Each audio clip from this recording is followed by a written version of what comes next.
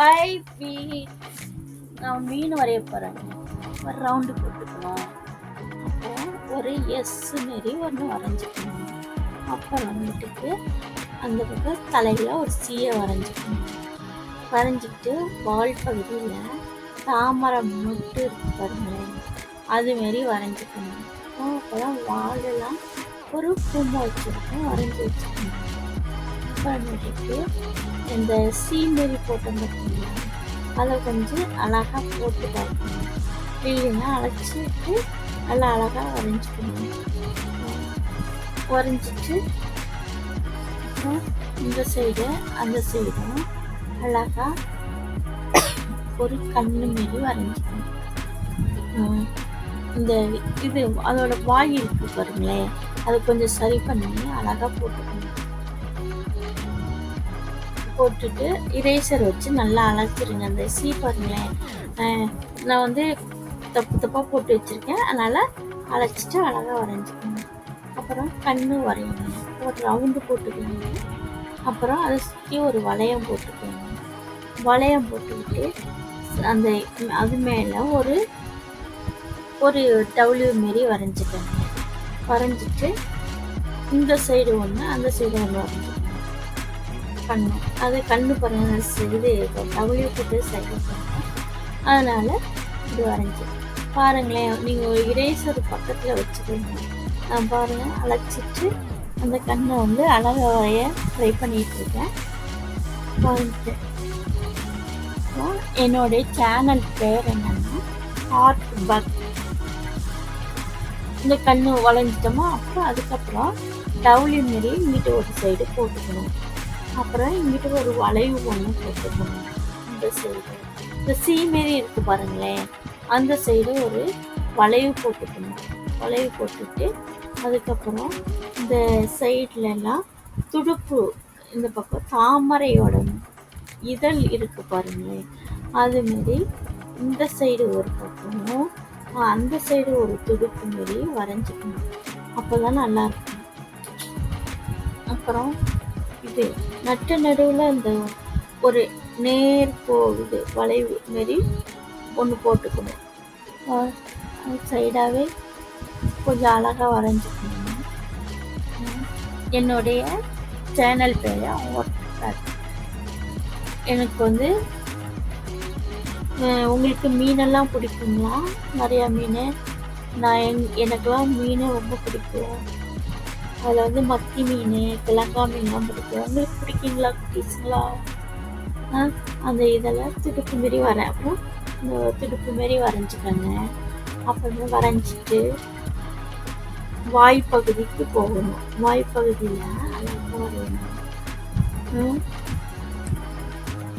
வரைஞ்சிட்டு அந்த துடுப்புலாம் அழகாக வரைஞ்சிட்டு உங்களுக்கு பென்சில் வந்து நல்லா பூமாச்சி வச்சுக்கணும். அப்போ தான் நல்லா அழகாக இதெல்லாம் வரையும் போது ஷேப் கரெக்டாக வரும். இந்த வால் பகுதியெல்லாம் அழகாக இந்த இது போர்டெல்லாம் அழகாக போட்டுட்டு வாய்ப்பகுதிக்கு வாயில் பாருங்களேன் அழகாக வளைவு கொடுக்கணும். வாய்ப்பகுதியில் மீசை வரையணும். மீசை வரையணும். அப்புறம் உங்களுக்கு வந்து இது ஆர்ட் பக் என்னோட சேனல் பேர். சப்ஸ்கிரைப் பண்ணிடுங்க, லைக் போட்டு விட்டுருங்க. ஒரு 14 பாருங்க, 14ல் ஒரு கலர் கொடுத்து விட்டுருங்க. அழகான கலராக பார்த்து நீங்களாக கொடுத்தா சரி. நான் கொஞ்சம் வரைய ட்ரை பண்ணுறேன், எனக்கு கொஞ்சம் ஹெல்ப் பண்ணுங்கள். எல்லோரும் ஹார்ட்டுக்கு லைக் கொடுங்க, லைக் போட்டுவிட்டுங்க. அப்புறம் வாய்ப்பகுதி இருக்குது பாருங்களேன், அதில் மீசையில் வந்து 2 பக்கம் வளைவு கொடுத்து விட்டுருங்க.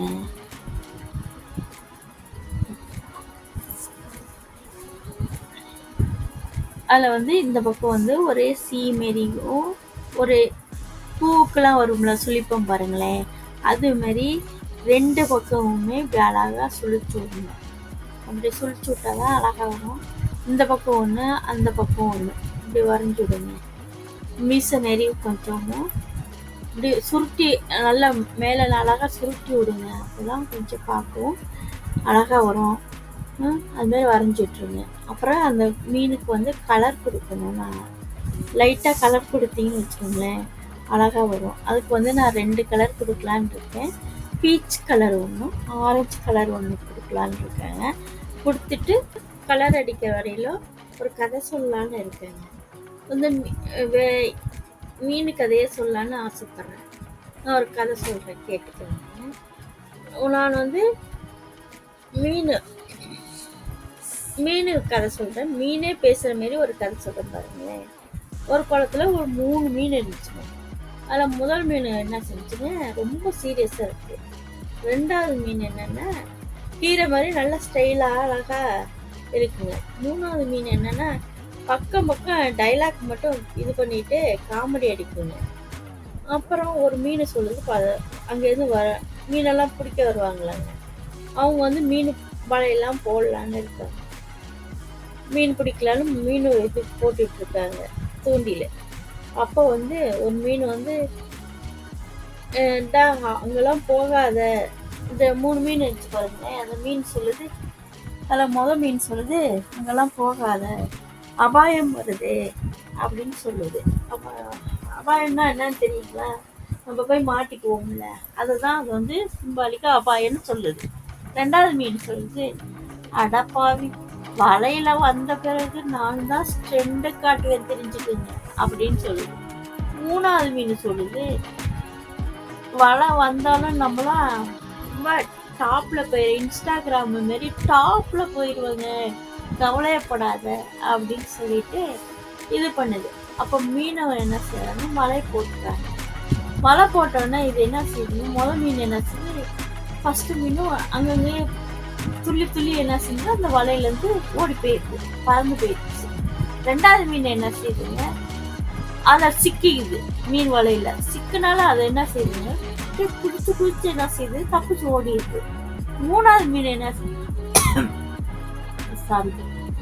3வது மீன் அதை மாட்டிக்கிட்டு என்ன செய்யுது, அதை எங்கிட்டும் போக முடியாது, அங்கிட்டும் போக முடியாது, சிக்கிட்டு. இதுல இருந்து உங்களுக்கு என்ன புரியுதுன்னா, இந்த கதையில ஏதாச்சும் உங்களுக்கு புரியுதுங்களா? பிரச்சனை வந்துச்சுன்னா ரீல் மாரி ரியலா பண்ணணும். இத்தோட கதை முடிஞ்சிருச்சுங்க. இப்போ வந்து நானும் படம் வரைஞ்சி முடிச்சிட்டேன், கலர் அடிச்சிருக்கேன், ஓரளவு முடிச்சிட்டேங்க. இப்போ வந்து நான் அவுட்லைன் மட்டும்தான் கொடுக்கணும். அதையும் இந்த பிளாக் ஜெல் இருக்கு பாருங்க, அதை வந்து அவுட்லைன் ஃபுல்லாக கொடுக்குறேங்க. கொடுத்து முடிச்சுட்டு எல்லா பக்கம் முடிச்சுட்டு பாருங்க ஒரு வாட்டி. நீங்கள் எப்படி இருக்குன்னு பாருங்க ஒரு வாட்டி. நீங்கள் இந்த படத்தை பார்க்க ரொம்ப நன்றி, தேங்க்ஸ். ஹாய் குட்டீஸுங்களா, ஹார்ட் மட்டும் போட்டு விட்டுருங்க.